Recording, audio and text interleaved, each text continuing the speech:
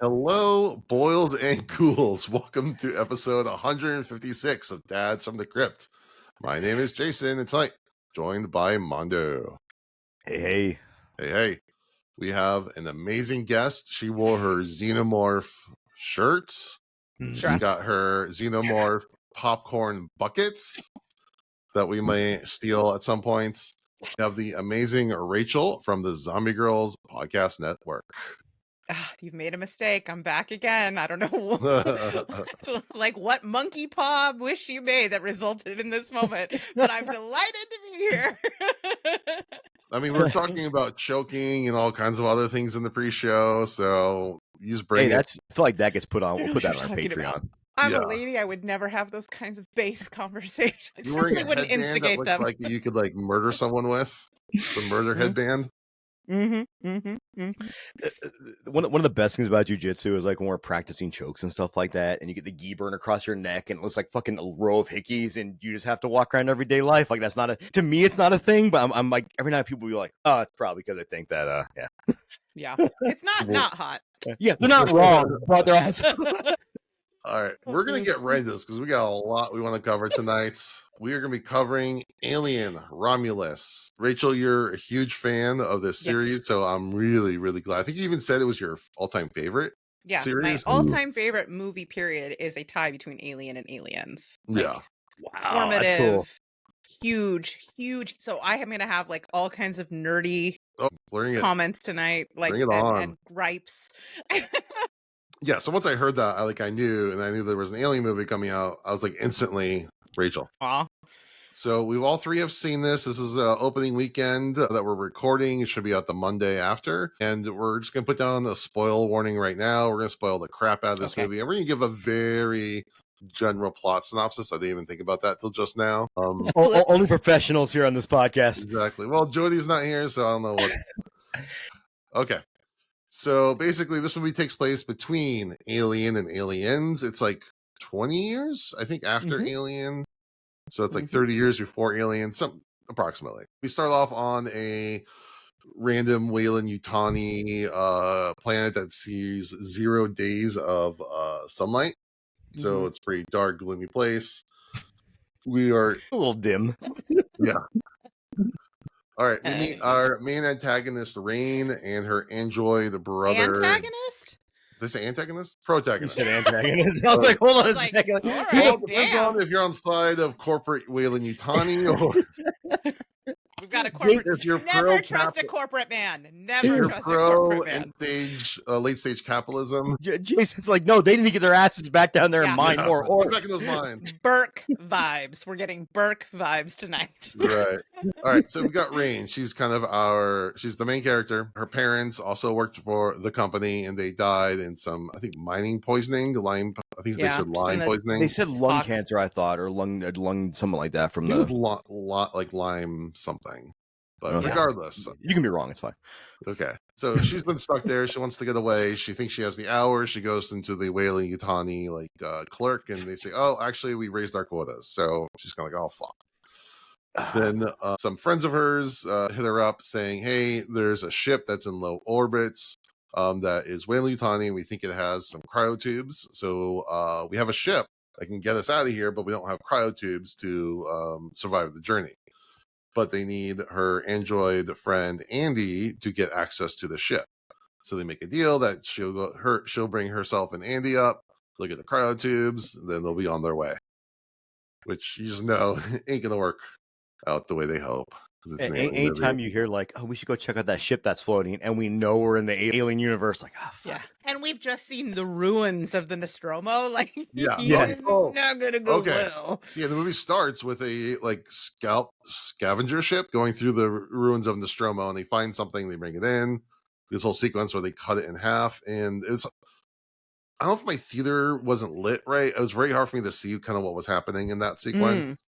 So if you can describe it better, but looked like they cut the asteroid in half and they found the alien. Did they take the alien half or did they leave the alien half behind? They take something out and you don't see what it is, but then the camera pans back and you can see the sort of like fossilized indent of a xenomorph in it. Okay. So I couldn't do that. So I wasn't sure if the alien was still there. They didn't know about it or They kind of did a cool thing where it was enough to where you know it's a xenomorph, but not enough Yeah. to where you're like, maybe it's not. But no, that Yeah. was cool. So Yeah. long and short of this is that Weyland-Yutani sent out a probe to find the xenomorph, the original one from the Alien, and they brought back to the spaceship named Romulus, which is also connected to another spaceship named Remus. I don't know. I didn't quite understand that either. It's a space station, and I think Yeah. part of it, like the one wing of it is Romulus, and the other wing of it is Remus. Okay. Yep. So, anyways, they go to try to get the cryotubes. So of course, the whole plane goes to shit, and shenanigans happen with aliens. Just a little face penetration. It's fine. It's fine. Some face penetration, some hugging of the face. Yes. Actually, not as much as you'd expect. Reminded me of that movie Feast. I'm not gonna lie, Yeah. like that. So again, Yeah. we'll get into the rest of it. But Rachel, why don't you start us off? Tell us what you like, what you didn't like, your thoughts on this movie. I have a lot of thoughts. So I'm going to try to rein them in a little bit because, like I said at the beginning, I'm like the biggest Alien fan. I have a lot of really strong feelings. It was like an early, like life-changing experience to watch. I think I saw Aliens first. It was the first time I had ever seen a Oh, wow. Butch. It was like I was scared, but I like made myself watch it anyway and loved it. I felt very Newt identified because I think I was probably about 8 when I watched it. So I have a deep love of those movies. And then now, as I go back and watch them, every time I get more out of them, like the themes, the ideas that it explores, particularly around bodily autonomy, like in terms of putting it in where it lands in history. The first one came out just a few years after The Passage of Roe, and how it, kind of explores those ideas, which I'm sure we'll get into when we start ranking them. So the point is, I'm a huge fan. So I want to put this out here right out front right now. I liked this movie very much. It feels like an Aliens funhouse ride. I had a great time when I saw it in the theater. I was like texting you right after, Jason, my 3 emoji review. And I think they were largely pretty positive emojis. I think that it's one of the best in the franchise, in part because of that absolutely bonkers final act. I don't want to spoil it yet. I'm sure we're going to have to talk about that and its connections to the larger franchise, like the larger series. I'm going to say some critical things about it. And that's why I want to make it very, very clear where I stand. So if people in the audience, if you love this movie, I want you to know, me too. But because I love these movies so much and I hold them to such a high standard, I am going to have criticisms of it as well. I think the set pieces were all really incredible. It's actually scary again. And I have not been scared by an Aliens movie since I was a kid. So to have someone like Fede Alvarez know how to, really wring out the tension and the fear of the world that was created by Dan O'Brien and Ridley Scott was really exciting. It was really fun to go back to that place. Where I think it falls off is it doesn't have the depth of some of the other movies. It plays like the greatest hits of Aliens. It is to me, it is to Aliens what the Phantom Menace is to Star Wars. Like it's all the greatest hits and it's super, super fun. Are you sure that's the comparison? I would say I love the Force Awakens, but it is Force the Awakens. greatest hit. You said Phantom Menace. You said Phantom Menace. I'm like, hold on. Oh shit! Oh, sorry. And that's what I was like. Sorry. Force Awakens. Force Awakens. Okay, got it. That makes way more sense. If it was Phantom Menace, it'd be some little fucking small child xenomorph just walking around and annoying the shit out of everybody. I mean, it does get there's some Trade Federation stuff that is not unlike some of the Weyland-Yutani Corporation stuff. But I meant to say, sorry, The Force Awakens. I have some gripes, but let's stay in a positive space before I get there. So overall, I really loved it. Cool. Mondo. And I think a part of the fandom, right, and loving something so much is that you're generally going to be more critical of it. And they're like, like Nightmare on Elm Street. I love Lucio Fulci movies. I can be very critical of them, but I still love them at the end of the day. And it's okay. It's okay. There's nothing wrong with that. And I absolutely loved this movie. I saw it in IMAX. Highly recommend seeing it in IMAX. Same. You actually posted, "Don't sit so close to the screen." And when you posted that, I think you said that, right? No, someone said that. Yeah, but I ended up getting tickets a row back after that. But that's just good IMAX advice because, especially with this, I got a little motion sick in a couple parts in this movie. Oh, really? It's very well done. And you mentioned, Jason, the beginning where they find the ship floating overhead. Kind of the heartbreaking thing. It broke my fucking heart, like right out of the box, right out of the gate, when she's so excited to get her transfer. And then the woman could have been the car rental person from Planes, Trains, and Automobiles. Yes. Like, Oh my god. And I that's one the of my first. all-time favorite movie scenes. Yes, same here. And I was thinking, like, when she doubled it, I was like, "Fuck!" It kind of broke my heart because all it took was like one person deciding that, nah, I don't like the way this person looks. I'm gonna go ahead and just change her entire life by a click of the mouse. Mhm. And to give her 5 more, was it 5 or 10 Yeah. more years of work? A lot of times in horror movies, the ship will be floating overhead, and it's a bunch of like well-off kids in the front yard, like, oh, let's go exploring. But this one though, when they went to go for the ship, usually I'd be like, don't do that. You know it's gonna be bad. I was like, no. Like that was a heartbreaking thing to me about this movie. Is that they're willing to go through all of this hell because it was still better than what they'd have to go back to if they didn't succeed. Yep. And there was some genuinely like intense scenes in this with her brother, the android. Yeah, I thought was yes. played fantastically. I forgot the actor's name. I'm sure Jason will bring it up later, but I thought the actor did a fantastic job of how he would change modes when he became the different. We got the new disc or the new information, and just that relationship between those two. And when they're telling him, spoilers, guys, we already said spoilers. When they're telling him, like, well, he can't come with you, you know that, right? They're going to decommission him. And he's like, it's fine, whatever's for you. I'm like, that's so, like, it reminded me of having the decision to, like, put an animal down. It's like, how the fuck can you even make that decision? Yeah. Yep. And, I want to hop up that for a second because I have a son with special needs, and actually I took him to a summer camp for kids with special needs, and it was an amazing experience. But like seeing the way he played that character was very much an adult with in a childish mind. The way he played that was very much childlike. So to me, that was like really. I mean, I instantly cared about nothing more in the world than Andy. The way they introduce him is brilliant because in one scene when she comes back and he's getting beat up by those people, all the dad jokes, all of those things, the way they introduce him, it makes you connect on an emotional level, like a lizard part of your brain. You feel protective of that character. So then when he has the arc that he does, it's fascinating and also deeply, deeply heartbreaking to see sort of how his evolution leads to like moral corruption. That is one of the best things about this movie is it just right in the heart, like right from the second you meet him. And it's just, what happens right now in modern day, which shouldn't happen anymore. People attacking someone for being different. And that's just so fucked up. But yeah, I didn't even. And then, like you're saying, it's very much, if you get behind on debt, then you take on interest, and the interest becomes more than what you ended up owing in the first place. So it's like very predatory lending style. It's very much based off of the old coal mines. If you ever heard the song 16 Tons, it's a great old song. Johnny Cash has covered it, a million country artists have covered it. But they used to pay people, and they didn't give them paychecks. They gave them credits to use at the company store. And you had to work for this company forever because you didn't have any money. The only money you had was only good if you worked for this corporation. And that's what it reminded me of heavy, like definitely some heavy coal miner themes in this, or early, Americana. I mean, I also think it's kind of brilliant.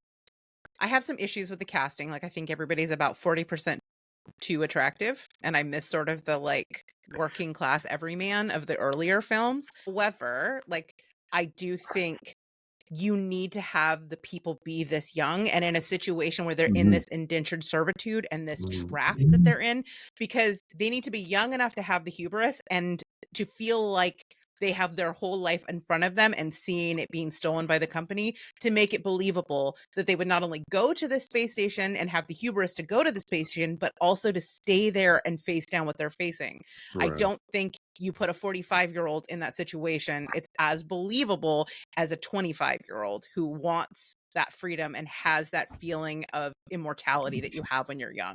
Right. And I'm sure you've seen it many times. In the director's cut of Aliens, there's a whole sequence where they go to Hadley's Hope, the terraforming colony, and they show them before they encounter the alien, and there's kids and stuff running around. And the director, Fede Alvarez, was inspired by that scene. Like, what would have happened if the aliens had never showed up?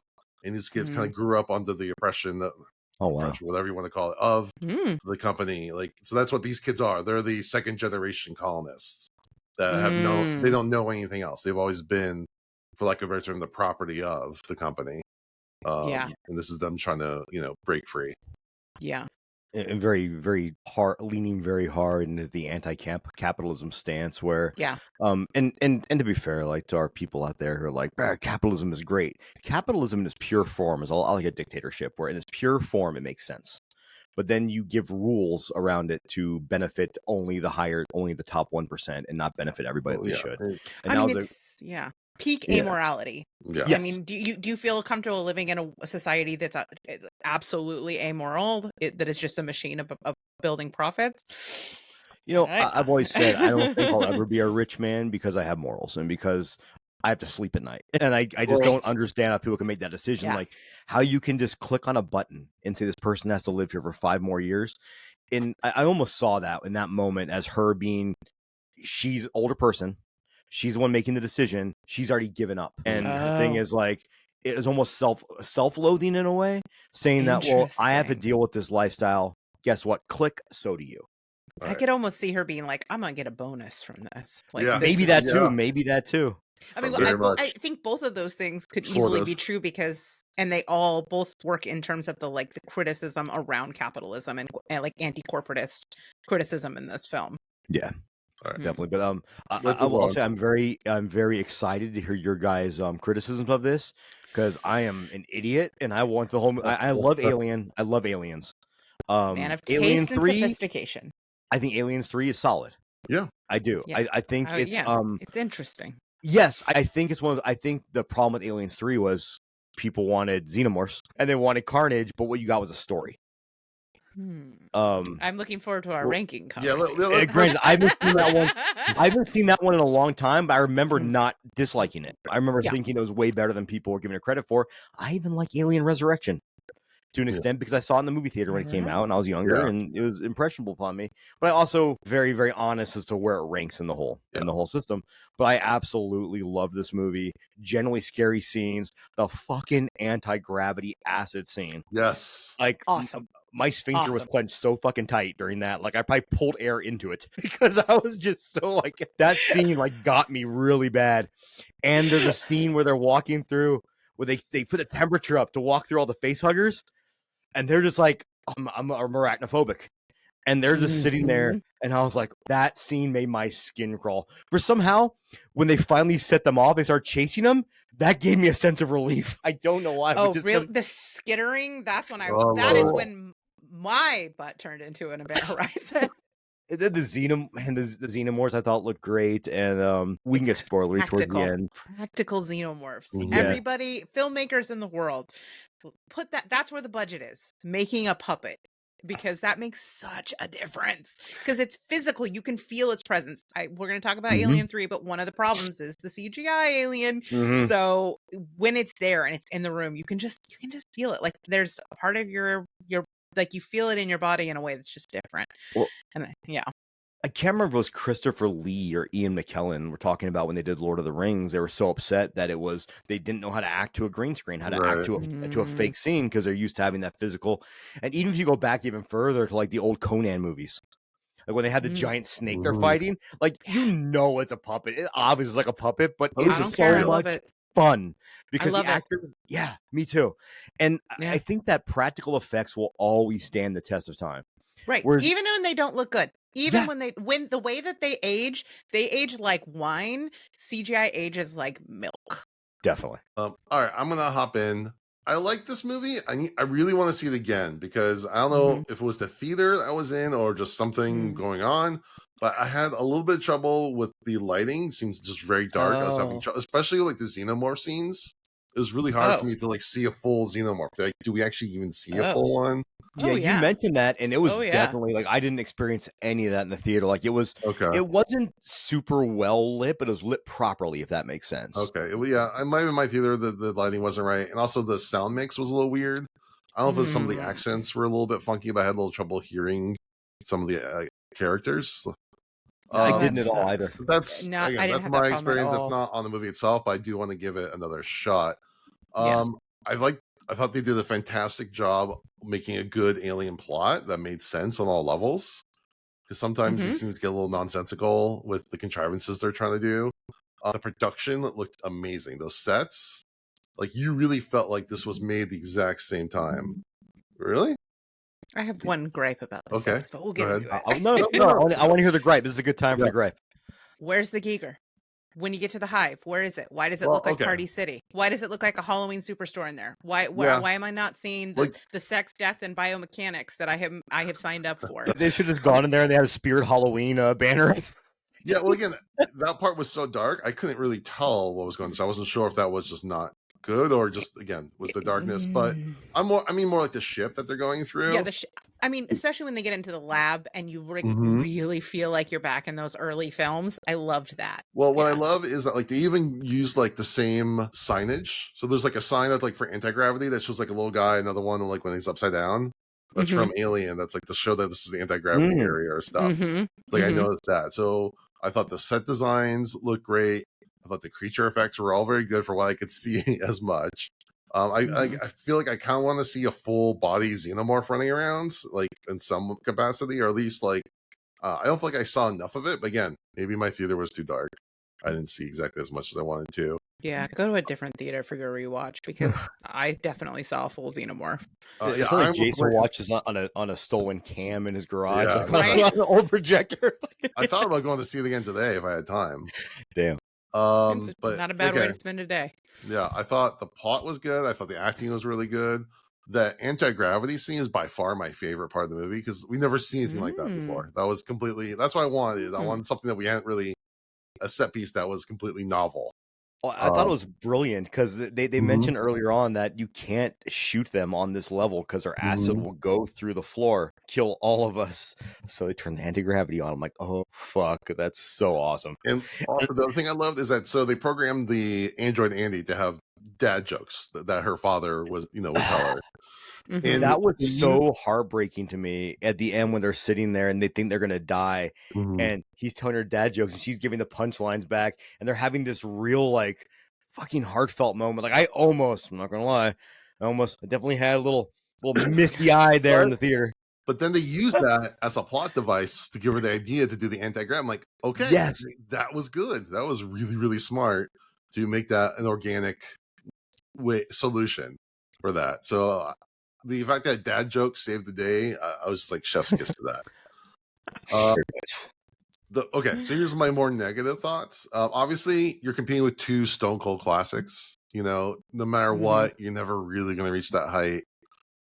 And this movie is better than any of the other sequels, probably. But it's just, you just can't reach that. It's trying so hard to reach that level, and like it's just you can't do that. It just has to happen for some movies. It's kind of difficult too when it's such a storied franchise that where you have to also respect the rest of the world building that has been done, and it's kind of hard sometimes to figure out like how am I going to do something new, something innovative, something that people are really going to latch on to. Well, and I don't think you can ever touch Alien or Aliens because no one was expecting that. Like no one, they're fresh. Well, there's that, and there's a certain X factor that like you just can't manufacture. Yes. How hard you try, how talented you are. That's just like say Ripley. Just say Ripley. It's fine. Oh, they should have. No, God, that would have been terrible. She showed up. No, I mean, she's floating in space. Let's not fuck with canon too much. And that brings me to another point. Space doing the Princess Leia entrance from one of the doors. Oh my God! Okay, this is why I said Force Awakens. Okay, well, let's talk about the other elephant in the room that people are talking about. The Ash kind of character, Rook. See, this is where I'm talking about CGI ages like milk in real time.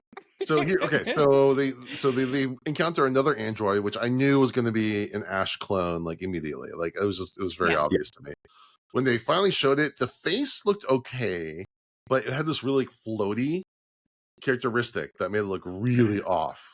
So there was like because there was like a dummy body, and then there was like the face behind it, and they did not look like they were connected. What I really, and I'm okay story wise having this character. Fine, well, that makes complete sense. And I thought that was actually a really compelling character for me, plot wise. I really think they should have done something to like destroy like parts of his face to kind of hide, or like they could have done some sort of prosthetic that was all fucked up, like Bishop and Alien 3, like Bishop and Alien 3. Or in the later parts of the movie, he's on the video screen, and that looked fine. Yeah, like I think they're a little over ambitious with that. Yeah, the video screen I thought looked the best because it made sense in that And I also love how they still on the fucking it's 2147. They still can't figure out webcams. Like, it still looks like shit and choppy.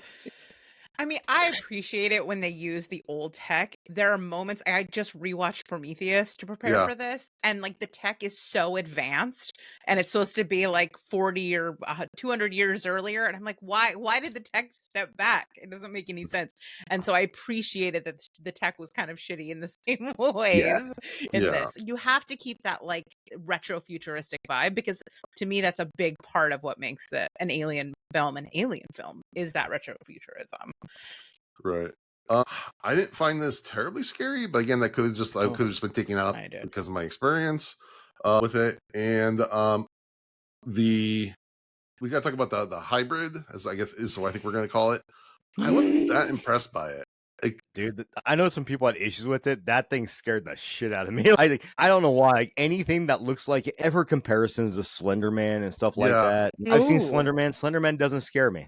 But but I think the reason why I thought it was scary was because the whole way they built up to that moment. Yeah. Where you see her kind of halfway giving birth to this thing, and then you see the aftermath of what it becomes. Is like, holy shit. Yeah. Well, it's kind of like Engineer that... meets. Did you ever see that movie Splice? Yes, I was thinking of very Splice. similar Splice. Yeah. Yeah, but also like we knew that was coming. Like we knew a mile away as soon as we saw like that she was pregnant, and then that she was injured, and that there's this goo that can save people. I kind of put it all together very quickly. I didn't know what was going to come out of her. Like I knew it was going to be bad times, but I did not know what was going to come out of her. And I think it makes sense for the canon of the series. Like we'll get into it when we get into our rankings, but like however you feel about Prometheus, the only thing that could and should have come out of her was what came out of her. Yes. Yeah. And for the mythology. And they kind of foreshadowed it because they talked about the injection, and they walk away, and then they still focus on the video with the rat being overtaken by the xenomorph, and so they foreshadowed it. But like Rachel said, I didn't know what I was gonna see. I knew I was about to see something fucking crazy, but I didn't expect that, to be honest with you. And the execution is good. The execution of it is good. But I guess I kept thinking of the alien newborn from Resurrection, which looks way worse, which is like not a good design either. And I just kept making me compare the two. And I don't know. I think again, mentally, I need to go in this movie again with my like expectations more calibrated. And I think I'll be able to enjoy it a little bit without comparing it to all the other things and all these other movies. Like, do we think it's upsetting genitals is a callback to the genitals that were digitally removed from Alien Resurrection? Yes, 100%. I do love that they put in a Prometheus like plot line. Like Eric is gonna lose his shit when he sees that. He is. I already know. He's losing it. I mean, that's again a great way to tie it in organically. That makes sense to the plot. So I give them a lot of kudos, because sometimes these things feel really shoehorned in. So this movie made me want to go back and watch Prometheus again. Not the biggest fan, I can see, right? Rachel's not the biggest fan of Prometheus. I do want to talk about something that was very shoehorned in, and Rachel and I talked about this. Was there's a scene where a character says, "Get away from her, you bitch." You bitch. Yeah, in my 3 emojis, there was like 2 positive ones and then 1 eye roll, and this was this line. I hated this moment because I appreciate the fan service. I appreciate that the film really like reveres the franchise in a way. You can feel the love of it, but I do not like this at all. No, ma'am, how dare you try to appropriate this line that belonged to Ripley in her power loader. It's not, again, I'm gonna make another Star Wars reference. It's not, I have a bad feeling about this. That is not like a profoundly important character moment. It's not just a line. It's also this like feminist cry that is in that film. I am annoyed. I am offended by it. I think it cheapens the line. I think that it belies a power dynamic that undercuts the fact that this is a franchise built on the backs of like powerful women, whether it was Ripley or later when we get into Prometheus. Like, the best of the films have a powerful female central character, and I think you shift the power dynamic in a way that I really do not like. I think it undercuts Rain in that moment, and I think that it insults the audience's intelligence. I loved this movie. That part, I like turned to the person I was seeing the movie with, and I like gave him the thumbs down. I was like, Damn. fuck I- this And moment. It felt very forced because Yeah, the, and the, it's the, cringe. well, it's one of those dumb things where it's like if the character doesn't use a swear Mhm. word the entire movie, I don't believe it. It sounds like when a kid tries to curse and don't know how to use the word properly or whatever.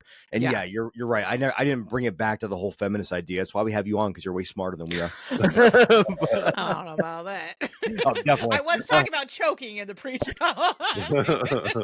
He doesn't like a good joke, Jason. But yeah, But like yeah, exactly. Mana said it didn't make any sense for the character to say it, like because the way he says, "Get away from her." There's a pause, and he says, "You bitch." And when he said, "Get away from her," I was like, "Okay, that's enough. Stop right there. Stop right there." yeah, Yes. And it's as if they're waiting for the audience to like. But then I think we're all like, "Oh no!" Like So we had the complete opposite When that reaction. happened, did you know that was exactly what I was referring to with my eye roll emoji? No, I wasn't sure. There's a couple things I wasn't sure about. If that was he the one would that have made me stopped, angry. if he would have stopped with "Get away from her," okay, fine. That's something organically he would say. It's enough of a callback. Doesn't have to Yes. be. It's not gratuitous.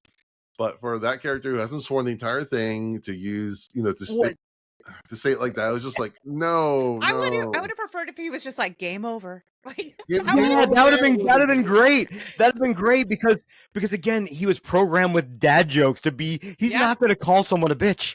He's just No. not, and it felt No. so out of place in the whole movie. So the weird thing I did notice though, so on the left of me were two very young kids. I say young, probably early 20s. They cheered for that line. The people on the right of me were about my age, and they groaned at that line. So I do think that was, but I'm going to call Fede Alvarez out for doing this. Even if you thought it was going to get a cheer from the younger crowd, like did they not? I don't think he quite, like the way you put it, Rachel. I don't think he understood how much that line meant in the original one. And I'll be honest with you, until you mention it, I didn't know how much that meant either. And I'm like, oh yeah, that's great. It's Well, no, it's like such a powerful moment between these two mothers, you know. Yeah. Mhm. I never thought of that. Yeah. And it not only does it not make sense in that context, it undercuts the like self-rescuing heroine that Rain is in that moment. Like Mhm. it's great that he saved her and helped her. That's her brother. That like it thematically it works with the arc of the character, but to like it just sort of diminishes her in Yes. that moment in a way that I really disliked because I want to love Rain. I want a new generation Ripley. I want that. I want that for young women. I want that for myself. And so that moment really bothered me. The minute she got denied her transfer, I'm like, she is my new favorite final girl. Like, fucking do this. I'm in. Let's do it. Would- I love would her you- relationship with Andy. I think that like her empathetic, loving relationship with him elevates them both. And so, Well, they even that- kind yeah, of it's a bummer. they mentioned they kind of show the one gentleman who's kind of like her love interest in a way. Like, yeah, they don't really go into it, but you can definitely tell there was They have a path history. there, Yeah. Yeah, or yeah. something there. And the fact is though that she still will put Andy ahead of them because that's, even though it's not flesh and blood, it's an android. That's, I think it shows a lot. Like it's kind of like when people say, oh, how can you love a dog more than a human? It's like, well, my dog's right here next to me all the time. There's a being the best thing purity in the world. There's Yeah. a purity and a vulnerability that, like, as humans, if you are programmed correctly, you are going to feel That's a protective. good way to put it. Now, And did you guys expect Andy to try to sacrifice himself for Rain in the end of Yes. at the end of the movie? Yes, 100%. I actually think his arc is the best written out of everyone's I'm with you. by far because it definitely subverts your expectations in many ways, and he like really kind of he has a full arc. But with He does, and it's still kind of you- cool because it's still Rain though, like bringing him back to where he needs to be. Like it's still her story, right? Yeah, and it's still her overcoming obstacles to get him back on her side. I guess is the way to put it. and she doesn't abandon him. You know what I mean? Like Never. he never gets fully ashed, you know? There's Yeah. still humanity in him. And I think this is where the movie is the most interesting, the way that it approaches tech, and like because we have the counterpoint of Rook, that it's not about like the tech itself is not evil, it's who's wielding the power and like how it's used. And what It's their really directive interesting is. in this era That's where the way we're to like put it. AI is becoming more and more of our life. Like I have this innate fear of it, but it is really about how it's being used and who's using it and who you can trust with that technology and how it can actually be used in a positive way as well. I don't know. It felt that was the place where I found the commentary the most interesting in this movie. Yeah, That's good. it would been interesting to have a moment of him overriding Weyland Yutani in some way. Mhm. That could have been something. I was thinking that he was gonna like sacrifice himself to kill the newborn or hybrid or whatever it is at the very end, and that would have taken away her agency. So I don't know if that would have No. flown. He got the Jonesy. He got the Jonesy treatment. And I'm not mad at it because I'll be honest. I think this movie. I didn't see the box office. I know it's projected to do really well this weekend. Yeah. And I'm ready to like sign up for the further adventures of Rain and Yeah. Andy. I will tell you, I will be enraged if we get an Alien Covenant situation where they fly. Because I mean, it's a head and Elizabeth Shaw flying off into the sunset at the end of Prometheus, and then we just fridge the shit out of her in Covenant. So they better not do that to Rain. I hope they don't. What did you guys think of that? How they introduced the kind of cocooning to the alien life cycle? Oh my god, honestly, loved that. And it's something I think that is actually canon that was on the cutting room floor, because the original way that Dallas dies in Alien is that he is transforming into an alien queen. And we learn that they're like they can actually Asexually, propagate in that way, asexually. And so I'm wondering if that's a callback to that, because honestly, I mean, I love anytime we get a big vagina on screen. No, but I love the way that it was kind of like the proboscis sticking out of this extremely vaginal cocoon. It was obvious what he was trying to make it look like, and but to be fair, right? There's so many men, I'll call us out, that are terrified, that won't watch like a child being born, or they're terrified of vagina dentata. Yes, they're terrified of a vagina not looking the way they want it to look or the way they think it should look.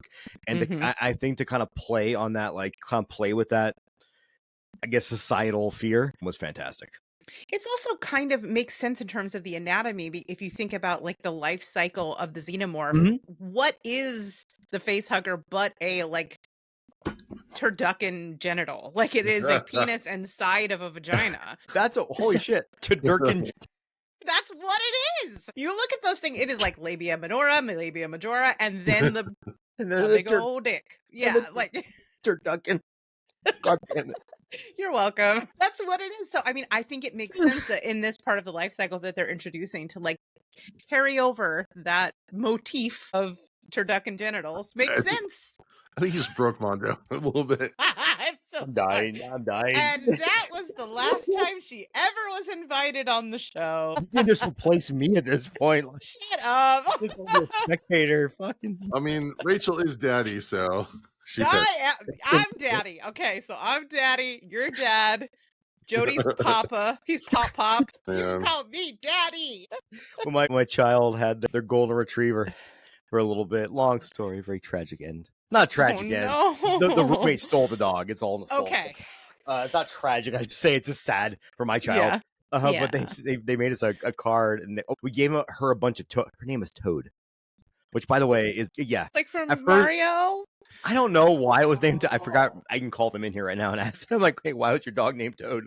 I don't want to. It's bad memories, right? But they love that dog, and they gave us a Christmas card that's like to Grandma and Grandpa. And I was like, I don't know how I feel about this now. Like, Not yet. Oh man.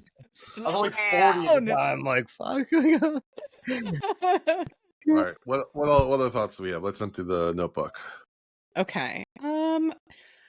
What else? I mean, I think I do miss sort of the thematic depth of the earlier films. Like I was saying, Alien first came out really shortly after Roe v. Wade passing. So they're like, we were fresh off an era of where women were routinely expected to carry unwanted pregnancies to term regardless of the impact on their body. So the brilliance of that movie to take that idea and to flip it on its head and show the grotesquerie of that when it is like in violation of the male body was really, really fascinating. And I miss that kind of, especially now, like here we are bookending it. Like how much sense would it have made to do it now with the rollback of Wade to be like having conversations about bodily autonomy?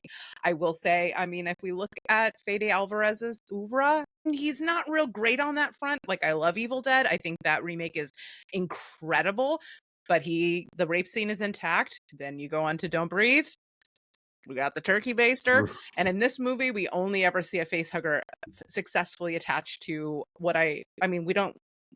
we haven't heard her pronouns, but I assume Navarro is a female. And so we don't see those kinds of like male violations of the male body in the same way. So I kind of miss that. What I loved about the second movie is all of its commentary on the like military industrial complex, and also the reversal on like the like radical embrace of like the power of the radical embrace of motherhood is an interesting kind of like counter to that original story. So I think that I'm missing in this. I do think there are interesting ideas, anti-corporatist ideas. I think there are interesting ideas about technology, but it doesn't have the same like lasting oomph of those two first films, because it doesn't have as much to say after. Like ultimately it feels kind of like this extremely competently made horror film by a horror director. Like the pacing, the set pieces, all of those things he uses to great effect. Our knowledge of aliens generally and that the mythology behind it, he like certainly knows how to turn the screws on that in a really way. And in keeping, it's sort of the same sort of structure as something like Evil Dead or Don't Breathe. But beyond loving the franchise and knowing how to turn it into a horror film, it doesn't have it doesn't have that like auteur voice to it. And so love it. I just wish there was a little bit more under the hood. Which again, if it was on its own, you weren't comparing it to those other two movies. Yeah, it's a great space horror film. Absolutely. Wonder kind of, is Fede Alvarez, like, is he trying to be very pro-feminine, but doesn't quite know the right way to go about it, and just needs to ask a woman for their opinion? And I don't think he's like trying. He's like, well, the other movies had female protagonists, so I'm gonna have a female protagonist. Yeah. Well, but he's done it in all the movies, though. I mean, I think. Okay. Yeah. And also, if you think about, like, he knows how to like scare you the whole way and then just like punch you with an incredible third act. Despise the existence of Don't Breathe 2, but Don't Breathe 1 I will fight. He didn't do Did he do Don't Breathe 2? No, he didn't. Or he just a producer? I think he might have been a producer on it. Yeah. I know, but if you're involved in a rapist apology film and you give him a new child to raise, like, you are painted with that brush. You are guilty. I'm betting that he was just collecting a paycheck on it and he didn't even see the script. Is what I mean, he might. I'm hoping. I'm hoping. I'm trying to. I mean, there's some reason to think that might not be the case based on the movies that I admittedly love. Fair enough. He knows how to like punch you with a good final act. Like, he knows how to make a good horror film. He knows how to scare you, and he knows how to leave when you walk out of the Fede Alvarez film. Like, you are like, holy shit, I just went through something. And that is what I want as a dead inside husk 40-plus-year-old horror fan. Like, I'm still looking to feel alive. And he does that for me. But I saw him speak at Monsterpalooza, like, very vaguely about this movie. Like, he couldn't give us any details. We talked about his love and everything. And he seemed like a very genuine fanboy. I'm sure I mean, and I like that he took inspiration by Alien Isolation, which to me, I wish that was a movie. Now that's a movie. That's a game. That game scared me too. I was too scared. Oh yeah, the first time I tried to play it, I just like hid in a locker until the alien got me, and then I like didn't play the game again for like 3 years. I love horror. I love fucking death metal and black metal. But when it comes to horror video games, I am a fucking wuss. That's the last thing that scares me. Yeah. Oh yeah. Totally. But I tried playing Outlast and it was too scary. It is scary. It's okay. That one is scary. But I like Alan Wake, all those games. I love that shit. The Alan Wake. I've lamented on my sadness about Alan Wake 2. So one day I'll play it. I bought it the day it came out. Was super excited to play it. I downloaded it. Was it broken? No, it was great. Okay. Enjoyed it for a couple hours. I was going to take a week off of work because I just had a lot of vacation time saved up. Nice. And then I had a leak under my house from a pipe that home warranty wouldn't cover and home insurance wouldn't cover, and I had to pay. Now they're linked. I had to pay $13,000 to get which I'm still paying off, to get my whole house repiped. All right, everybody, join the Patreon. Help this man out. Hey, dude, like, Jason, can you do the $13,000 pay for Mondo's pipes? Fuck, that sounds so fucking dirty. Wait, where? That's the most expensive vasectomy I've ever heard of. What's your Venmo? That is what that needs to be called. When you have like a benefit, we'll get a band to play. Oh shit! My insurance covered my vasectomy. That was fine. That was easy. They put me to sleep for it and everything. So, to any of our male listeners out there or female listeners that are thinking about talking their significant other into getting a Or vasectomy. non-binary people with a penis. Yes. Also, if you have male genitalia or you have a penis and balls, vasectomies are easy. But if your doctor gives you an option to go to sleep, just go to sleep. Yeah, I mean, they want to put me to sleep for like a dental cleaning. I'm gonna take it. Like, call me Michael Jackson. Get out the propofol. Let's party. I'll put this way: they sent me like the pre-op video just to like see if I was interested, and I almost passed out watching that. Like even like the animated like It was explanation. like Faces of Death for you. I don't know if I ever told the story, but like I went to this doctor's office, and the first thing he says to me, he goes, "Drop your drawers. Let's see what we're working with here." Real quick, And my ball sack went. No. So he goes, so we have a couple options. He goes, one is I can give you some whatever he said he's going to give me. He goes, and we'll tug on your balls for a little bit, and eventually we'll be able to do the surgery. He goes, or I can just put you to sleep. Everything relaxes. I'll do it. You wake up, everything's done. I'm like, that sounds like the way to go. People pay good money for option A. I'm just saying. Oh god. I'm just saying, Okay. option B. I get what you're saying there. Speaking of Faces of Death, it's on Shudder. Mm. I'm not paying a doctor to tug on my balls though. Like I can Well, go if your to insurance is covering it, like I said, with the put nurses it on out your there. OnlyFans. That's how you're going to pay for your other pipes. Oh god. All right, let me get this show back on track. Sorry. Sorry, Dad. Sorry, Pop. pop. All right, we're gonna do a Just rating on this movie again as it's on its own, and then we're gonna talk about the series as a whole. So we're gonna go 0 to 5, 5 being the best, 0 being the worst. You can do half points. What do you give this, Rachel? I mean, just by benefit of being an alien film in the aliens world, it's already better than most other movies. It doesn't like a perfect 5 for me is Alien and Alien. So I'm going to give this 3.5. All right, Mondo. No, Whoa. 4. I'm going to give 3.5, 3.5. I gave it, so I have to stick with the letterbox rating. I gave it right after I watched it, and I give it 4.5 because I don't know. I just wanted to see an alien movie on the big screen, and but I'll be honest. I almost shaved a half point off after hearing Rachel's criticisms of it because you have some very very valid criticism. Ruining things for people. And not ruining, but like the get away from you bitch line. I'm like, it bugged me, but then when you described how it bugged you, I'm like, yeah, it's pretty shitty. That one hurt. I'm gonna stick with my gut and say 4.5. It's definitely not a 5-star affair, but I think if anyone's on the fence and they've gotten this far in the podcast and they haven't seen the movie yet, like go fucking spend $20, however much it costs, and go see this thing in IMAX and have a good time. Yeah, you're gonna have a great time. Like all my criticisms aside, it is like an amazing aliens funhouse. Get in there. Let's support this. We get another one. No, it's really good. 3.5 that means it's 3 is a good movie. 3.5 means it's better than good. Yeah, it's overachieving. Like fuck yeah, it's one of my favorite movies this year. Oh yeah, I'm going to 3.5 as well. It definitely has some flaws that if I had magic wand, it wouldn't be too hard to go fix. Yeah. And that would probably bring it up to like a 4.5. It'll never be the 5 just because those movies are just such classics. Yeah. But it is objectively, like as far as cinema goes, it's easily the best Aliens sequel. You know, everyone can have their personal opinions, and we'll talk about those in a second. But on that level, it's the best made, most competent, most logical plotting of an Aliens movie that we've had since Aliens. So not you can't go wrong with it at all. But yeah, there's just a couple things that I would love to fire an eye out. Can we play it like a fun sort of thought experiment? Make 2 changes that would make it like a 4.5 to 5-star movie for you. What 2 things would you change? I can think of them. Yeah, go ahead. I would have the facehugger not go on Navarro, but on the boyfriend. I think that'd be a great change, and have him give birth to it. I thought that would actually be great. Great change. And cut the line that I hate.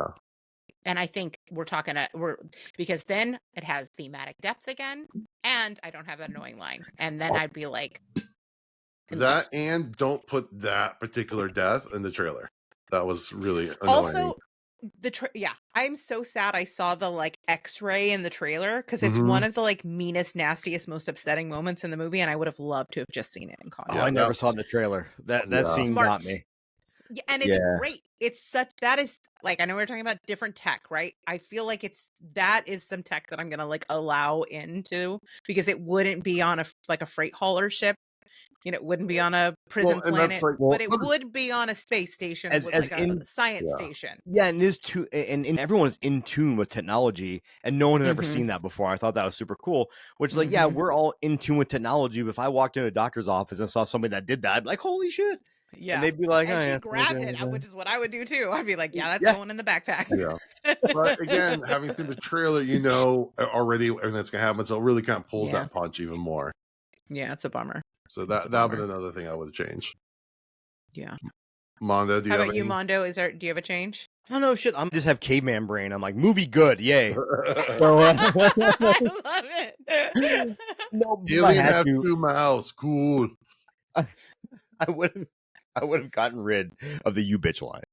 Yeah. And I didn't even think about making the face hugger on the male one, but I think that would have had a bigger impact, Yeah. especially because you'd have a bunch of dudes cringing when that fucking baby had to come out from somewhere. And Yep. I think Yep. that'd have been really great. I do like though how they explained how why they couldn't just tear the face hugger off. Mm-hmm. Yeah.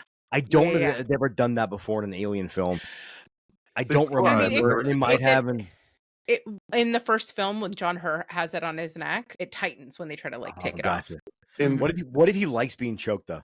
Then is it okay? Do you want to say leave it If on? he's just like weak thumbs up, like but again, they had this moment. Like, stop! Don't take it off.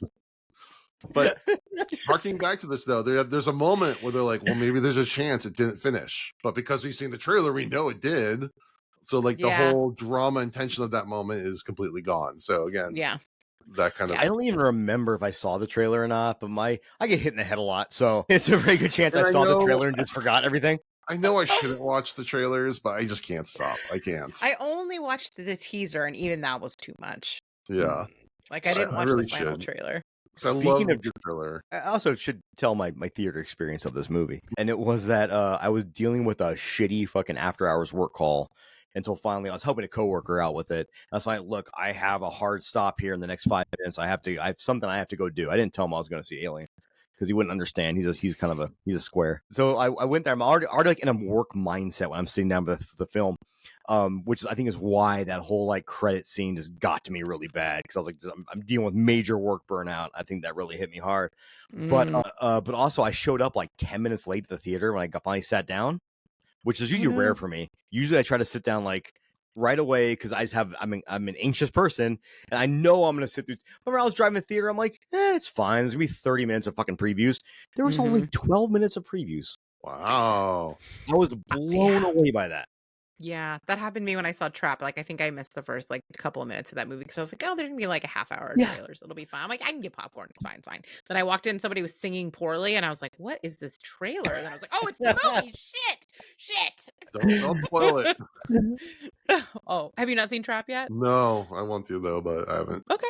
I it doesn't look like a good movie at all, but it is shot on film. Therefore, we'll watch it. It's a good looking movie no matter what you think of the content of it. I It looks love when great. people will say, like, I don't know if this is the worst movie I've ever seen or if it's somehow brilliant. Like that immediately, I'm like, fuck yeah, I'm gonna be Yeah, in. I kind of want like a really big, dumb, bad-ish movie, but like in a fun way. Well, you're gonna have a good time. Okay. I was the sole like I saw it with a few people. Everybody else was like, Yeah. "Rah, rah, rah," I was like, I had fun. Yeah, I don't know what to tell you. It was stupid, but I liked it. Like have a throwback to like those '90s thrillers that we get, Yes. kind of like Copycat, those kind of movies. Yes. I mean, it is nepotism, the movie, but Well, yes. there's still a lot of fun in it. I think you're gonna have a good time. Yeah. So I'll tell you about my theater experience. I saw it on IMAX as well, and it was just me and a very small number of people. One of them was, I don't know if you listen to like video game podcasts, but there's this one. It's called Kind of Funny Games. Mm-hmm. Nope, I like the name. I'm very terrible at video games, so maybe I'll. So they were in the theater with me, and like we were kind of like talking or whatever, and I found out one of the hosts, this was his first Aliens film. He'd seen he'd seen Predator and then this. And so they're was as they were walking out, there was a lot of explaining. Yeah, man. Think But of it. when I found that out, I was like, "How are you?" He had just seen Die Hard for the first time, and I was like, Who "Were is you in a this bubble? person? Like, did you get out of a cryo chamber? Well, How like, Well, real I'm fast, how looking old is at this man? like in his 40s, 50s? Oh shit. Okay. Like if you're like It wasn't 20, like some fetus behind me. It was a grown ass man. Well, like, Rachel's complaining someone's pushing their baby carriage down. She's like, this Yeah. little fucker hasn't Get seen that an child in alien front of movie. aliens right now. yeah, my wife wasn't that big into movies growing up, so there's a lot of blind spots. I always have fun That's when I kind find of one. fun, though. So, It's kind of like, fun. so we watched. I showed her Aliens for the very first time the night before I saw this, and What did she think? she liked it. She said liked a lot more than Alien. Like I think that was Oh. just a little bit much for her, but she said she liked this one, and you know, and she also like she doesn't like longer movies. So when she saw it was 2 hours 15, she's like, oh, we're gonna have to split this up. Was I'm it like, 2 hours? Oh. yeah, Aliens, yeah. Oh, yeah. That feels like it just goes. Well, Yeah, and like that for me. I turned to her and says, no, you're gonna trust me, you're not gonna notice the time goes by during this movie, and we Yeah. watched it without stopping the whole time. Yeah. I intentionally didn't go back and watch the first two because I didn't want to. I didn't Yeah, want that that's to hard. possibly skew my opinion of the new one. But I Mhm. did take my kid to go see the original Alien. We have a theater out here called the Beverly Theater, much like Mhm. where they play a lot of independent stuff, and they do Monster Mondays. I went to go see the original Alien, and it's always one of the things. I'm taking my child who's 20 years younger than me, and you ever watch a movie with a friend? You're like, oh, they're having a good time. I love this movie. I hope they're having Yeah. a good time too. I will sit there and stare at you. Like if I put on Aliens and I want to know Right. how you're Yeah, right. I was like, Every I was watching line. my wife's That's what I was reaction. doing. Like, Kinda like- volume. And then at the end, they're like, I love that. I was like, I'm Oh, the you're best dad. great. You're still in the will. What I love to do is when I go see a movie like that, I can usually figure out who has never seen the movie before, and then I Mhm. choose out those people to vicariously watch Yeah. through those people and see how they react to different scenes. So But I you're saw, playing with fire if you Yeah. really love the movie. Like when I Well- showed somebody Indiana Jones, like the Raiders of the Lost Ark, I was like, I don't know if our friendship's going to survive this if you don't end up on the right side of history. No, one of my favorite movies of all time is Phantasm. Oh, yeah. And Don Coscarelli was at the Beverly Theater and did a book signing and did a Q&A. And so I'm sitting towards the end of the aisle. There's one seat empty next to me to the right, like right by the aisle. So I got there a little bit late, so I was working. And I'm just watching the movie. It's just starting. And his guy's like, hey, is this seat free? And it's Don Coscarelli. And he sat right next to me for the whole movie. Wow. And he's just giggling at the most like inappropriate times because he's remembering things on set and remembering Right. fun things. And it was like it's one of those experiences that made me love the movie even that much more. Yeah. Because I'm watching the director who's just watching this piece of work, enjoying because there's like 10 people in that theater who never seen it before because he did a poll like who has never seen Phantasm before, and like he's like just enjoying the film and like enjoying other people's reactions to the Aw. film, and it made me that much more excited. At the end, I told him, I said, hey man, so I didn't want to bug you in the movie, but like I fucking love Phantasm. Like it's like this is like I said, this is like one of my I can never imagine watching Phantasm with Don Coscarelli. That's All right, cool. It's like two when I sat things. next to Felissa One- Rose for Sleepaway Camp. Oh, Yeah, that was cool. that's awesome. Yeah. That is cool. So one thing, that's the one time someone's allowed to talk in the theater if it's literally the director. And two, next time you come to Oakland, before we go to Ghost Town, I'm taking you to the Phantasm House because it's also in my neighborhood. Oh, I know that's there. And by San Diego is Reggie Bannister's ice cream shop. Yeah. Well, That you got to you do must that when be- you're there. I need to do that one too. I have not done it. What's funny is Kel, my wife was telling me yesterday, she goes, would you ever want to go to New Orleans? Because she went there for work once. I'm like, yeah. Yeah. Because the fucking Beyond Hotel is still fucking there. Yeah. And that's a bucket. When I realized that's still standing, I'm like, that's a bucket Oh, list. shit. I didn't Mhm. realize that. That's cool. I saw that with Fabio Fabrizi playing live. Mm, Fuck. They're doing the zombie score. You got to do it. yeah, I saw that. Yeah, no, I already have my tickets. You got to do it. But Good. the one thing I hate is playing this place called Sinwave, which is cool because Mm-hmm. it's a great venue, very intimate. They do a lot of events there. Like a lot. Actually, I'm just gonna give a shout out to this venue here. If anybody's in Vegas, check out Sinwave. They do everything from like goth nights to fetish nights to metal shows to horror movies. Like it's so fucking cool. To pro wrestling, and they don't give a shit. But they're doing it there. And the only weird thing is, if you want a seat, you have to pay an extra $100 per person. Ugh. And then Oh, I know it's just like a bar top with a couple chairs around it. So I'm like, Right. I'll just stand for 2 hours and watch my favorite one of my favorite movies with my Yeah. favorite composer of all time. Real It was quick, really cool. I saw it. It was at the Alamo Draft House in San Francisco. that's- So I've been I there was- before. It's a great venue, right? Like I saw they did the screening for Maxine there. It was Oh, great. that's cool. They had I- like specialized cocktails. I got all wasted and watched Maxine. It was awesome. On one of our trivia nights, Whitney said that they are our fun aunt Whitney, who people probably any longtime listener will Yes. know from our Halloween episodes. She was like, they're playing Jason 10 there. I fucking love Yeah. Jason. I fucking love Jason 10. That's in actually where 35 I met millimeter. Whitney. I met her at Alamo Drafthouse. That's cool. Yeah, I was doing the panel, like the Q&A panel with the director, and I like looked out at the audience, and her and I made eye contact. I was like, I know I remember you. she posted that on social media. I'm like, that's so cool. Yeah. Yeah. She came down. I was like, oh my God. I'm just gonna say I flew to San Francisco to go see Jason 10 in 35 millimeters. Did you? Yes. I mean, get on a yeah. Southwest flight. It's like $69. Fuck Yeah, it. it wasn't bad at all. Still, though, Yeah. that's probably like the most effort anyone's ever made to see Jason 10. I did see a screening of Aliens for like one of the very first Alien Day celebrations, and then Carrie Henn and Jeanette Goldstein were there and did the Q&A afterwards. I want to go to her bra shop. I love her. So it's literally like 5 minutes from me, and it's like I kind of crack up every time I walk by it. Well, when I come visit you, we'll go to I her will bra also shop. go to. So the last movie I saw before lockdown was Alien at one of those Fathom events, Yeah. and then for my birthday during pandemic, when you used to be able to rent theaters, Mhm. I rented a theater in Alameda, and we watched Aliens. That's awesome. That's awesome. They were doing that during the pandemic here, and it was like $200 to rent the whole theater. I thought about doing it. We did You it should have done for it. It was awesome. Yeah. we did Back to the Future with the kids. It's like it's your chance to every movie that you never got to see on the big screen. Like that was your chance to do it. Yeah. You just rent out the whole theater. Speaking of which, if it's still playing right now, this weekend they re-released Nightmare on Elm Street in the theater. Oh yeah, And it's the 4K cut. Mhm. I shouldn't say cut. It's 4K restoration. Yeah. It looks fucking incredible I should without see that. taking away from the original kind of show. I need to see her him lick her face in 4K. Oh, so it was great to see in the theater. Then I've seen it once before in the theater years and years ago. But then there's parts in it I noticed I never noticed before, and I've watched that movie 100 times. Yeah. Like I think either Nancy or Johnny Depp's character, Glenn, as a Cobra Kai. Did Karate Kid come out before the first Nightmare on Elm Street? Because I think there's a Karate Kid poster with Kreese, Johnny, and Daniel on the wall. Yeah, and then I looked this up on Google and I couldn't find it, but I did find that they proved that the Karate Kid and Nightmare on Elm Street 2 take place in the same universe because it's the exact same lockers, the exact same names on them. Oh shit! And I was like, love that. Obviously it's not. It's a set piece, right? I'm like, that's fucking cool. But it's kind of cool. It's kind of cool to think. That would be a cool crossover. Well, it also speaks to, like, you know how it was when we were growing up. Like, you had this group of teenagers dealing with this dream demon. You had this group of teenagers dealing with some stupid karate tournament. Karate stupid. And it's not. I'm just kidding. And they're completely separate of each other. And they're having the same, just different experience at the same high school.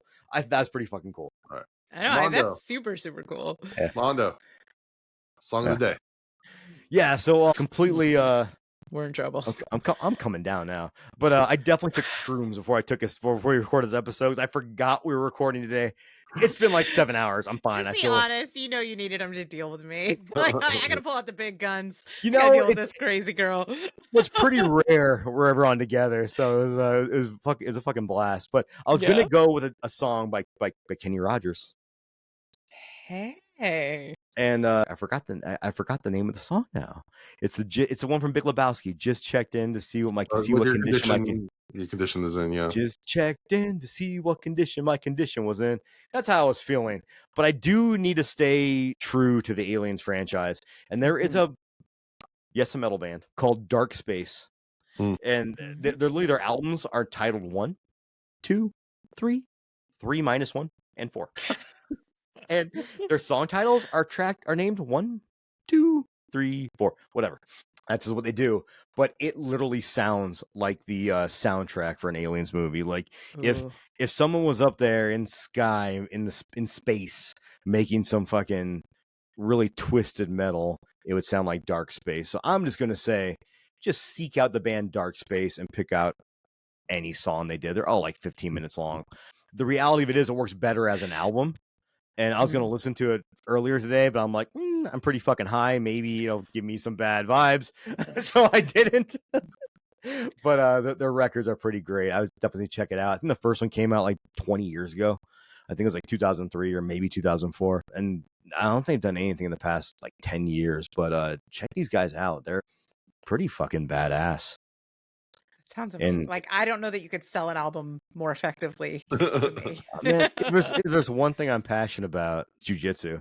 If there's two, it's jujitsu and it's jujitsu and metal. If there's three, no, I'm just All right, Yeah. let's get this train back on I don't know some what sort you're of talking about. lane. Maybe I shouldn't drink on this show. One thing Dude, I we gotta do wanna fucking talk about edit this tonight- and after we're done so we can get this out by tomorrow. I know. Oh boy. I put some markers down. So one thing we I'm did not want to deleting talk anything. about Cut everything I say. is, I'm not doing anything. the eternal debate on which Yes. is the better alien movie, Alien or Aliens, and then kind of where does everything else fall in line. So I thought, again, as a thought experiment, we'd try to give our ranking, and I even put this out on some social media so we can see what other people said of how we rank the Alien franchise, not including Alien versus Predator because fuck those movies. But Process question. Mhm. Are we including AVP and AVP2 in the ranking? that's what I'm No, saying. he just said Okay. All right. I guess I But should we will allow work on my Prometheus and listening Covenant. comprehension. Yeah. So Rachel, All right. Do you want me to go ascending or descending? let's go ascending, like descending. Okay. So descending is top to bottom, right? Top to bottom. Do you want Top to top to bottom or bottom to top? I'm all about top, so go for it. Well, I'm the well, opposite. we're I'm all learning about things I'm about all about being in the bottom. So we just fucking figured this out, Jason. I'm learning things about my friends. Hey. Okay. Honestly, I'm a little surprised. I would have actually flipped it. Nah, I would I'm have flipped definitely. it. I like Yeah. being told. I like being told what to do. Is obvious how Jason bosses me around. So it's I guess, yeah. But I mean, not to be clear, Jason gives power bottom, but still, okay.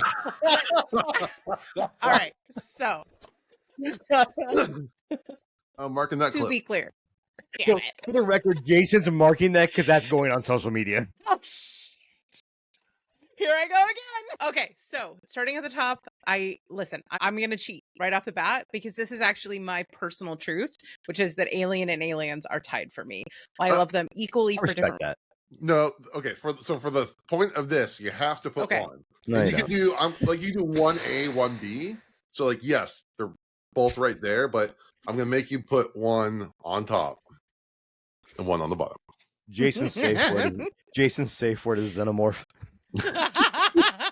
Proboscis or whatever it is. Mhm. Mine is turducken. Okay, so let's. All right. So I think here's the things. One of them I think is a better masterpiece film. One of them is one that I have more fun with. So I'm going, for the sake of this, going to give Alien the top spot because I do think it is a actual masterpiece. Like it is terrifying, and it changed the way that we see female characters, period.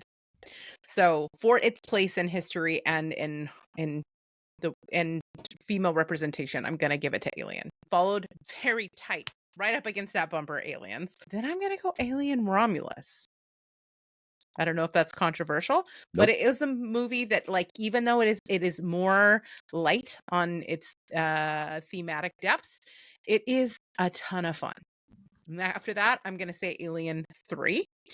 The reason being is I love aliens, and if you kill off all the characters I like at the very beginning, I'm going to have a hard time. However, I think if you remove it from canon and just set it aside as like a space sci-fi horror film, it's actually an incredible film. And you want to talk about a movie with depth? I mean, the way that it speaks to like the AIDS crisis is fucking incredible and so moving. And the way like it's so subtle but seated in there, and that like more you understand about like ACT UP and those kinds of things, you can really appreciate what this film is trying to say. Plus it's venture. Then I'm going to say Prometheus, only because I like the aesthetic. I think it's a piece of shit. And then Alien 4 because I'm butthurt about Joss Whedon, although I would definitely like to see Sigourney Weaver and Winona Ryder make up if they're in a fight.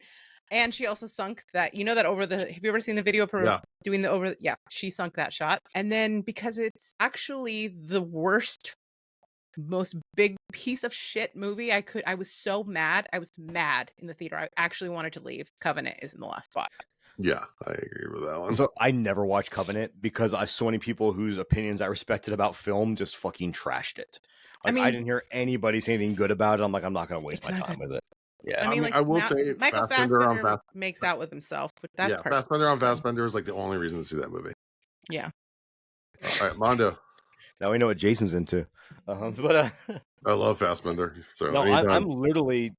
I was born for Fassbender. Are we on? Do we have the same list?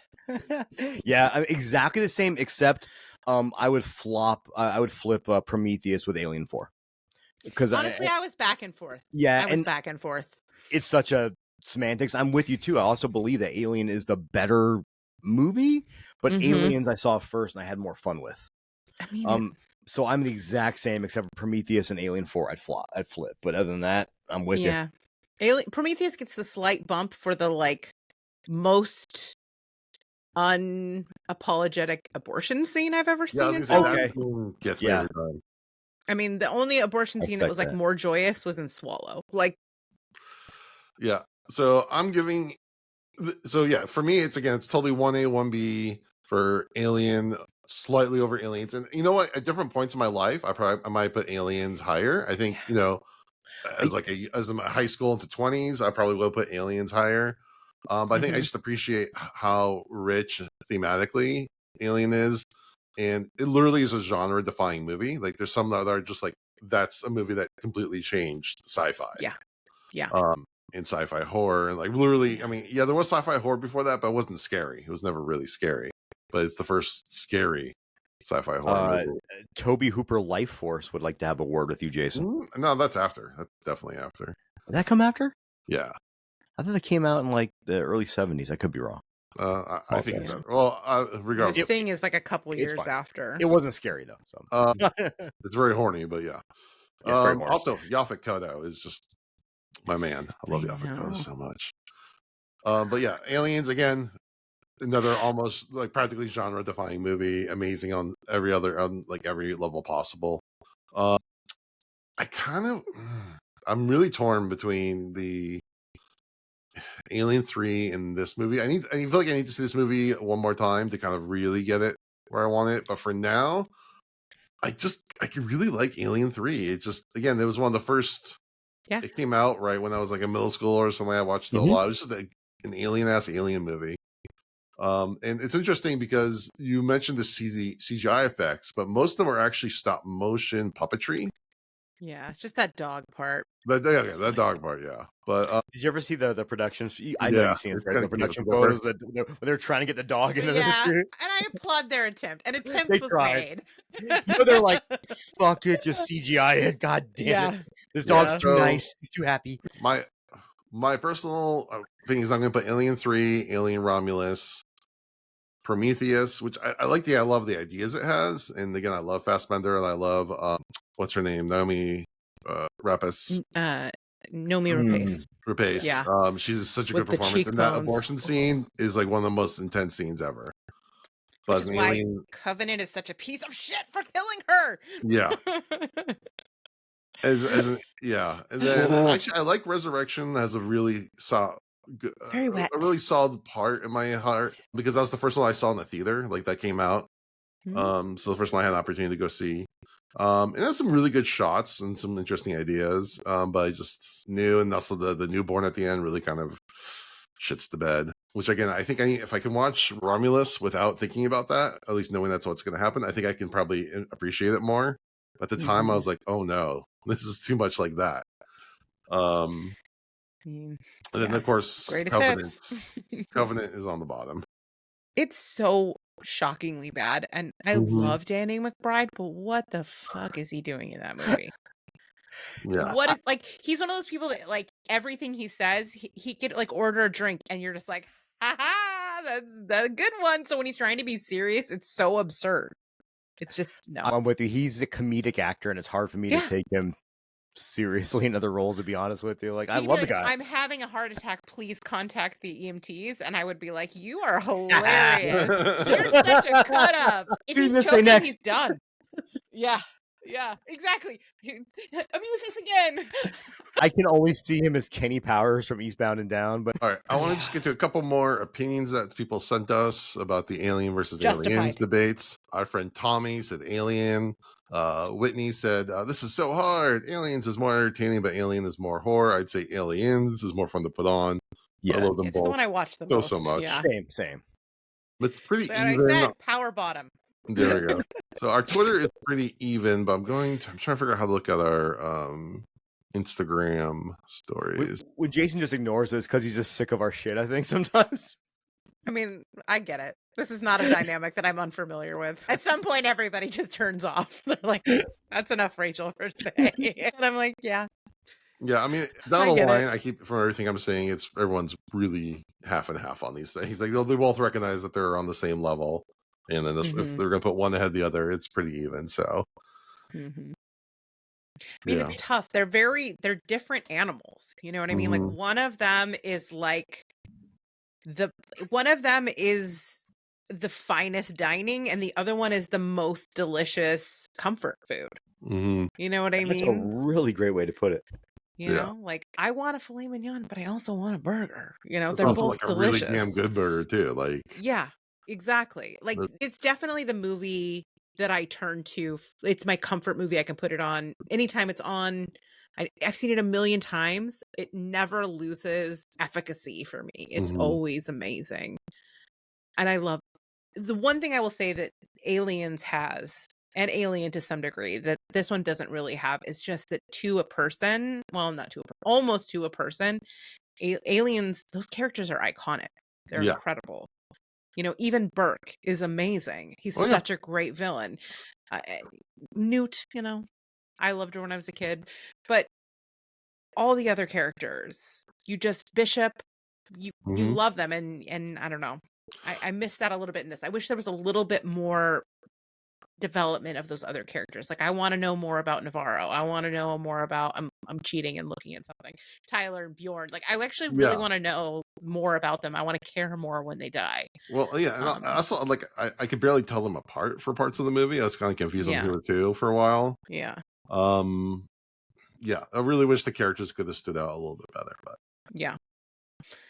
all right. Well, sequel. We'll see. Yeah. It seems to be doing well, so hopefully. Although, All how right. many alien movies can you make where like we just don't like where it undercuts aliens, where like the company doesn't seem to actually know anything about? Or, I mean, I guess we have to decide at this point they do absolutely know about the xenomorphs. So like all Yeah. those scenes in Aliens where Yeah. she's in the like boardroom with them, They and totally Burke know. is like, we need to go find out what's happening there. Like Well, he actually knew.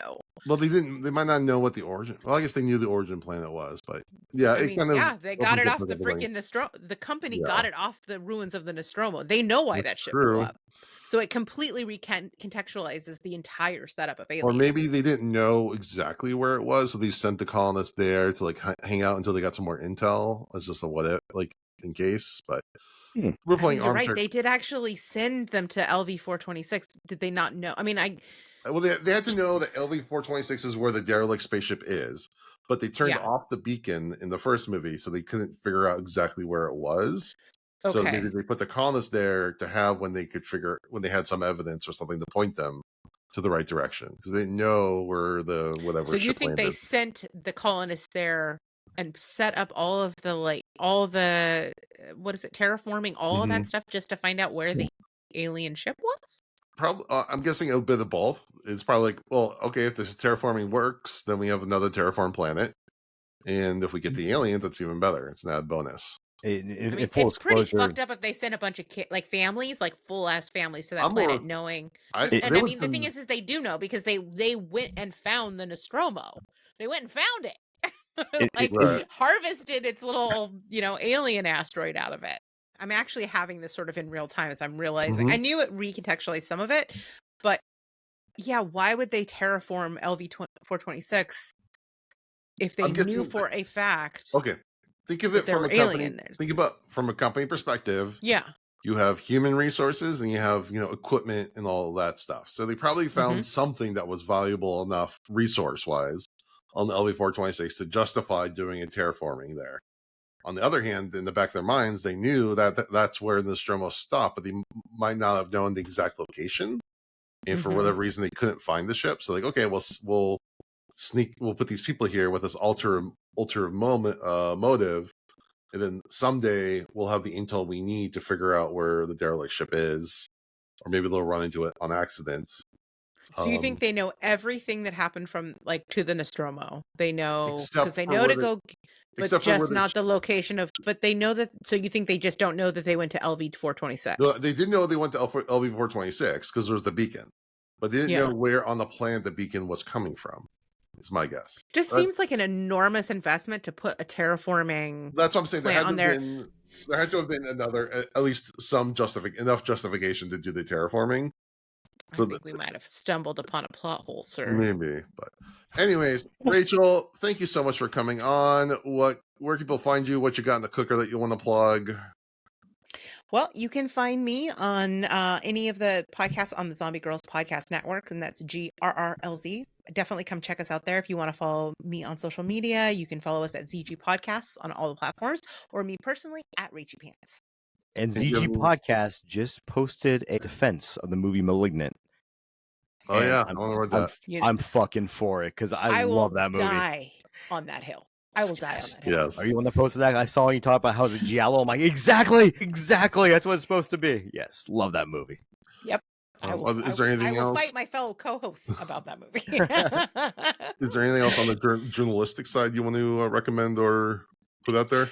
Sure. If you want to check out, I did write a more in-depth review of this film and its place in terms of the queer and LGBTQ plus legacy of the franchise, because it is an extremely queer franchise, and I wanted to see how this sort of stacks up and is in keeping with that.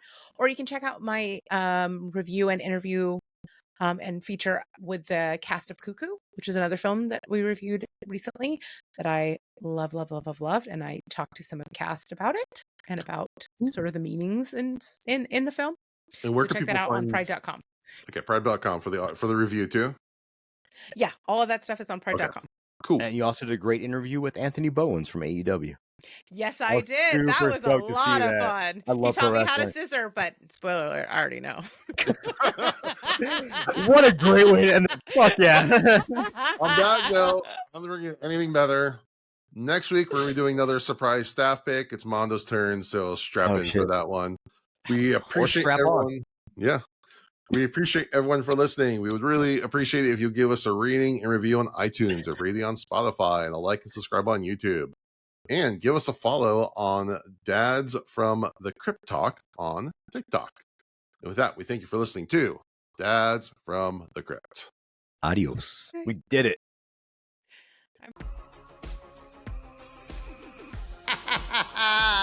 Follow Dads from the Crypt on Facebook, Twitter, and Instagram, or I will follow you to the grave.